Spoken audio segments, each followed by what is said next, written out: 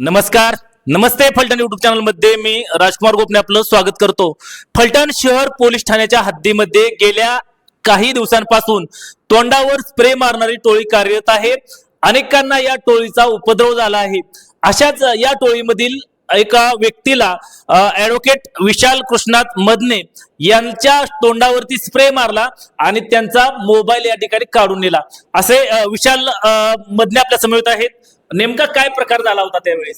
Sir मी पुण्यावरून रात्री 7:30 स्वारगेट बसमधून फलटण येथे आलो आणि 10च्या आसपास फलटण बस स्टँडवर उतरलो। त्याच्यानंतर एक अनोळखी व्यक्ती माझ्यापाशी आला व मला म्हटला की साहेब तुम्ही जेवण करून आला नाही, तुम्हाला बिर्याणी खायला देतो। मी म्हटलं साहेब मी जेवण करून आलो आहे।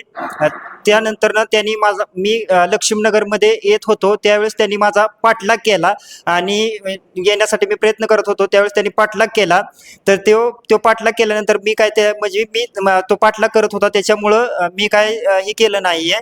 मी स्टँडवर थोडा वेळ थांबलो 5-10 मिनिटं। नंतर त्याने मला आधी स्प्रे मारला आणि नंतर गुंगीच्या गोळ्या चारल्या आणि बेशुद्ध केले। बेशुद्ध केल्यानंतर मी तिथं बेशुद्ध झाल्यानंतर माझ्यापाशी असणारा मोबाईल आणि माझ्या खिशात असणारे पैसे घेऊन तो गेला निघून। नंतर किती रकमेचा मोबाईल होता? मोबाईल माझा 12,500 रुपयाचा होता आणि पैसे किती दिले होते? पैसे 2550 रुपये नेले।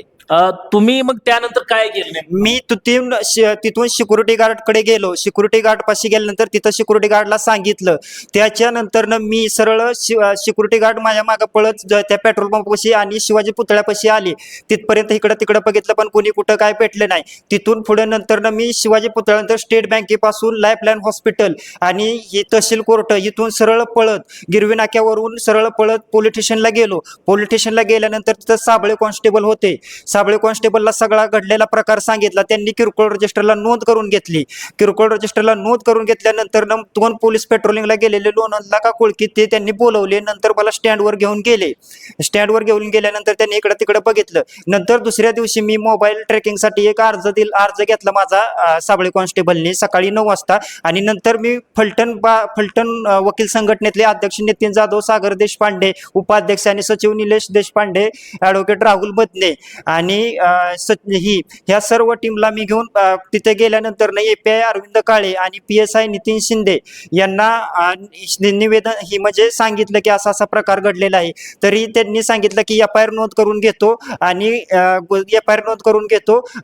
गुन्हा रजिस्टर करून घेतो। आणि नंतर मला PSI शिंदे आणि एक कॉन्स्टेबल गाडीत घेऊन बेस्ट स्टँडवर आला आणि ते CCTV फुटेज पाहिले पण CCTV फुटेज मध्ये काहीही गावले नाही। त्या आरोपीचा चेहरा ओळखीत होता? हा येत होता। नंतर मी 2 ते 3 दिवसानंतर मी स्वतः आग्रा प्रमुख वाघमोडे साहेब आणि चोरुंबले साहेब तिथं होते म्हणजे त्या ऑफिसमध्ये त्या तिथं गेलो स्वतः आणि मी 3 तास सकाळी 9 ते रात्री 12 पर्यंत पूर्ण CCTV बघितली। रात्री 9 ते 12 वाजेपर्यंत। त्यावेळेस तो इस्माईल यशवंतराव चव्हाण हायस्कूल कडून सरळ पुढे येताना आणि मला ही केल्याची सदर CCTV फुटेज मी तिथला आग्रा प्रमुख आणि चोरुंबले साहेबांना स्वतः दावली। नंतर मी पोलीस स्टेशनला आलो आणि अरविंद काळे यांना मी स्वतः सांगितले। त्याच्यानंतर संतोष नाळे कॉन्स्टेबल आणि करणे कॉन्स्टेबल यांना ती CCTV सगळी फुटेज दावली आणि त्यांनी मोबाईलमध्ये ही करून घेतली रेकॉर्ड केल्यानंतर रेकॉर्ड करून घेतली आणि ते मी नंतर आरोपी निष्पन्न झालाय का? नाही, आरोपी निष्पन्न अजून 1 महिना घटनेला झाला। अजून आरोपी त्या CCTV मध्ये त्याचा चेहरा ओळखीत? हा चेहरा ओळखू येतोय तो आला। पोलिसांकडून अजून याबाबत काय कारवाई? पोलिसांबाबत अजून काहीही कारवाई 1 महिना पूर्ण घटनेला झालेला आहे। आता तुमची मागणी काय? आता मागणी माझा गुन्हा FIR नोंद करून घ्यावी आणि सदर आरोपीस लवकरात लवकर म्हणजे ते पोलिसांनीही करावं म्हणजे नाही का ती, कारण रोजच अशी करत असतात की एसटी स्टँडवर येऊन अशी बाकडावर बसतात आणि येणाऱ्या जाणाऱ्या माणसांना किंवा ही जी अनोळखी म्हणजे किती व्यक्ती होती? एक का त्यापेक्षा जास्त? एकच व्यक्ती होती। ठीक आहे। ॲडव्होकेट विशाल कृष्णात मदने यांच्यावरती पुण्यावरून आले होते। फलटण स्टँडवरून त्यांच्या तोंडावरती स्प्रे मारला। त्यानंतर त्यांना काहीतरी खाण्याला दिलं आणि त्यांचा मोबाईल आणि 2500 रुपये रक्कम त्यांच्याकडून नेलेली आहे। मात्र या घटनेचं दुर्दैव असं की गुन्हाही दाखल नाही अद्यापपर्यंत आणि CCTV मध्ये आरोपीचा चेहरा दिसतोय असं या ज्या फिर्यादी आहेत त्यांचं म्हणणं आहे। आणि अद्यापही पोलिसांकडून याबाबत कोणतीही कारवाई झालेली नाही. आता यानंतर काय कारवाई होती हे पाहणं अतिशय महत्वाचं ठरणार आहे.